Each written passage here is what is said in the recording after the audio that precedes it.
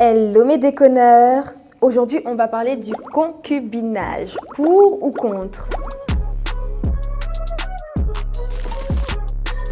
Le viens on reste dans le jargon camerounais qui désigne cette union entre deux personnes qui partagent une vie sexuelle ou amoureuse sans acte officiel. Ouais.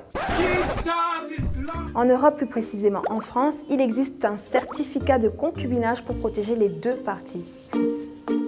Mais attendez, pause. Vivre avec un homme qui n'est pas venu voir ta famille de façon officielle, c'est jusqu'à avoir un acte, un papier officiel. Moi, franchement, je pense qu'en Afrique, on n'arrivera jamais à ce niveau-là. On n'arrivera jamais à ce niveau-là parce qu'en fait, on choisit trop notre culture. On choisit trop le toc-toc qui mène à la dot. Ouais. Bon, mais c'est vrai que quand je regarde de plus en plus près, avec les années, les familles sont devenues de plus en plus laxistes à cause des prix exorbitants des dots. YOLO! Quand on regarde, vous ne pensez pas que ce sont ces prix-là qui sont la cause de ces concubinages? Ne sont-ils pas un frein au mariage? Parce que franchement, moi, si je suis un homme et qu'on me demande une dot à un prix exorbitant, franchement, mieux on reste en concubinage. Je ne vais pas aller me ruiner ou aller m'endetter parce que je veux aller épouser la femme que j'aime. Franchement, soyons un peu sérieux.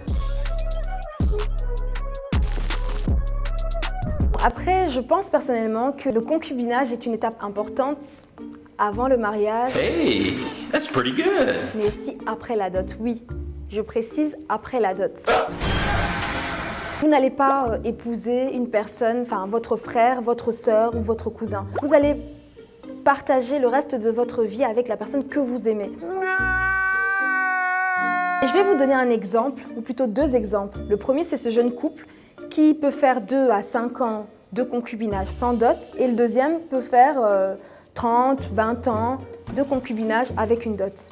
Donc je vous ai parlé de ces deux cas pour vous montrer qu'ils ont un seul but, c'est de ne pas tomber dans le divorce. Donc oui, ne pas tomber dans le divorce, mais à quel prix? À quel prix? Parce qu'il y a certaines femmes qui utilisent le concubinage pour se donner une situation, pour se donner un titre ou peut-être même être à la recherche de reconnaissance. Mais elles vont recommencer combien de fois? 2 fois, 3 fois, 10 fois. Vous ne trouvez pas qu'elles se font un peu passer pour des intéressées?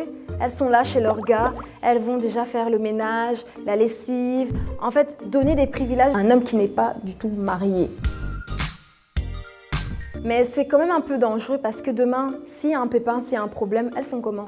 Mais on peut aussi comprendre certaines femmes qui réagissent comme ça parce qu'elles sont à la recherche du mariage. Elles ont besoin d'une sécurité tout simplement. Après, c'est juste mon avis. Ok, chacun ses choix. Alors franchement, les déconneurs, dites-moi franchement entre nous, le viens on reste ensemble. Est-ce que vous êtes pour ou est-ce que vous êtes contre? Dites-moi un peu. On se retrouve prochainement pour une nouvelle édition sur Naya TV. Bye!